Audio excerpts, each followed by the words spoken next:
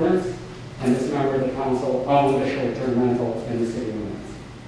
And so we wrote an affidavit so he could recuse himself and not vote on an ordinance which would have a special economic effect on his ownership of that other real estate. Now, would that also apply to a street project bid? I don't On that think so. street? I don't think so, because that affects, the street project doesn't have a special economic effect just on Mr. Salazar, for example. It affects everyone on that street. And he's not getting a direct benefit from it. I think that's a real stretch to say that because the construction project is on one of the streets that a council member lives on, that it has a special economic effect. I've never thought of it in that context.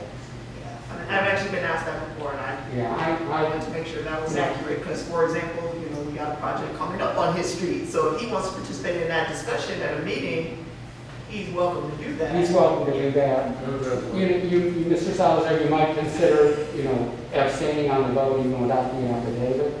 But I just don't think that the fact that the street is part of an ongoing city project, where the city is trying to improve streets on a systematic basis. This issue was started even before I came onto the council. Okay. Even though I was for it, because my street needs to be fixed. So, I'm sure you'll be happy to know I'm done. I really thank you for your attention and for the questions and the nodding of the heads occasionally. And I certainly hope this has been helpful. We've done a lot of questions, and Ms. Vernon has also, pointed out a number of things throughout, as has the mayor and other people. But I can certainly respond to any questions you all have. And if you don't have questions now or have further questions in the future, reach out to Ms. Vernon and she will get with me and we will get you the answers. Thank you. I would like to just go into a little bit more detail about, when we talk about requesting of information and distribution of information. Because, we talk about how the city secretary is the one who receives requests. It's her responsibility to distribute that to the appropriate departments for distribution of information. But can you talk about a little bit more detail, resident approaches a council member to request copies of documents that were distributed to them at a meeting or via email? If a council person gets a verbal request, it doesn't matter, it doesn't count. So the proper response to something like that would be to tell the citizen that the city's, and is the form on the website, Patty? Yes. Yeah, to just tell the citizen that the best way to get copies of documents from the city is to make a public information request in writing using the form on the city website.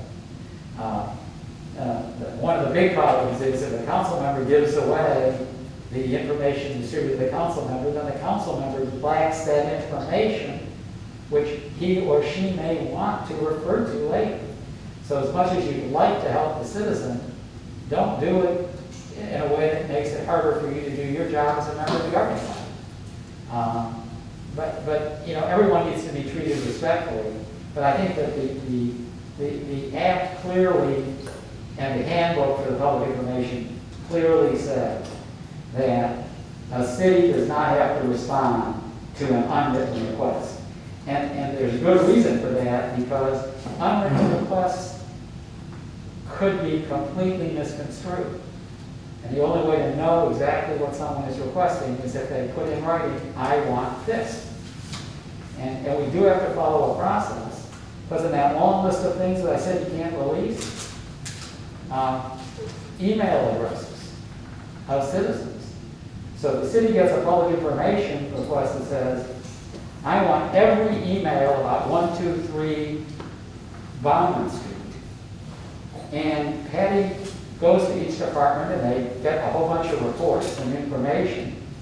And among them are emails from people across the street from that address complaining to the city about the high grass at that house. we can't release that document without redacting or blacking out the email address that it came from. Similarly, I had a city once where one of the council members wanted the city to post the entire packet for that city council meeting on the agenda and do it for every council meeting going forward. Well, I had received the packet as city attorney, and I knew that in the packet were copies of checks written by citizens to the city for building permits, because they had an agenda item about something related to the building permit on that property. And I had to say to the council that, although I appreciate the openness that the request indicates, that had the city posted this agenda packet on the website, the city would have violated the Open Records Act, the Public Information Act, because it's illegal to release an account number. And if you post a check, it's got an account number on the bottom of it. So it's easy to not remember, oh, in the middle of this packet of documents that Mrs. Smith asked me for is an email from Mr. Gonzalez that has his email address on it. Patty knows to look for that and make sure that we do it right. In addition, although most cities do not consider these to be cost centers, and a lot of cities don't even charge for open records requests that are nominal in size, the law permits us to charge 10 cents a page, and if we're going to be looking for and releasing more than 50 pages, we can also charge up to $18 an hour for staff time and overhead to comply with the request. And I have had cities which have gotten ridiculous requests for lots of documents, and we have to send a letter out saying, hey, we're glad to do this for you, but because the amount of cost that you're going to incur exceeds $40, we're required to send you an estimate, and we send them an estimate. And most, but not always, most of the time, the person will refine or reduce their request to make it more cost effective. So again, if you get a direct request and you just hand the stuff to them, you may be, the city may be losing some revenue, and it may be nominal, it may not be, but I think it's a good point that public information requests ought to go through our public information officer, because she is the one who knows all the rules. In fact, you did a video, right? Yes. Okay. So if the council, and I don't know if you ever did this, have you may recall, when this rule about seeing the videos was originally adopted, it seems to me it was 10 or 15 years ago, it was quite a while. The provision said that all governing body members needed to see the Open Meetings Act. But if the governing body delegated public information duties to a staff member, then the staff member had to see the video, and the members of the governing body were excused. I still think it's a good use of 55 minutes of time for you to be familiar with it, so you just understand it. It'll help you understand what to say if someone complains about something related to an open records request. And it'll be information that you may find valuable in other ways as well. But the open meetings video for Mr. Martin and Mr. Hernandez, those are required. So please take some time in the next 2 or 3 months to watch the video and print that certificate and send it over to Patty. Anything else? I already did one stuff here again. I appreciate your time, your information. A lot of it makes a lot of sense, a lot of it don't make a lot of sense.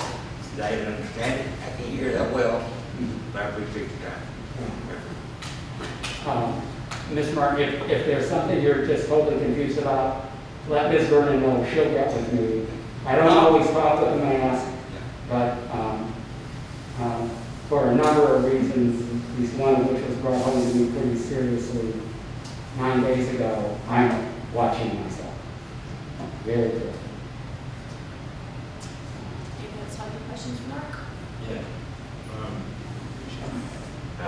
Needed to ask, when voting was run on a subject, you've got the yes, no, and then abstain. Abstain applies to what situations? I would say very few.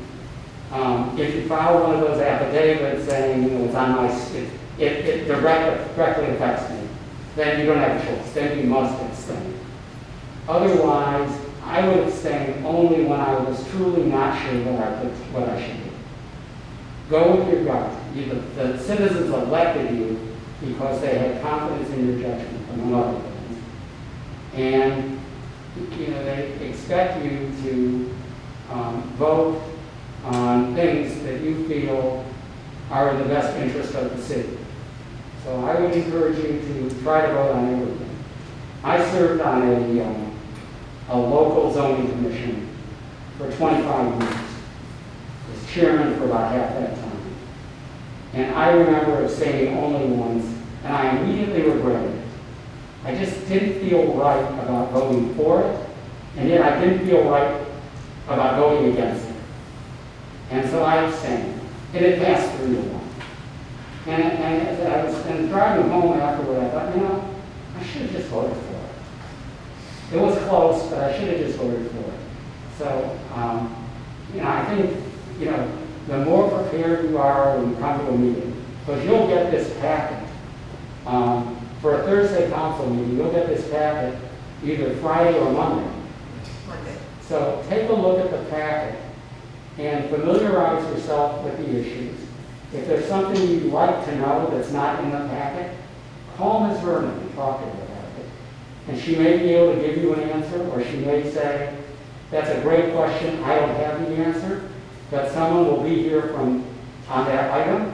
Please ask the question at the meeting, get your question answered. So coming prepared, asking questions in advance, asking questions at the meeting will hopefully get you to a place where you're comfortable voting.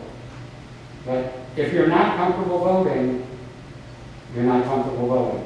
Remember what I said up front, no matter how many people are sitting up here, it takes 4 yes votes to do something, or 4 no votes to do something. But the real difference is, for something to be passed, it needs 4 affirmative votes.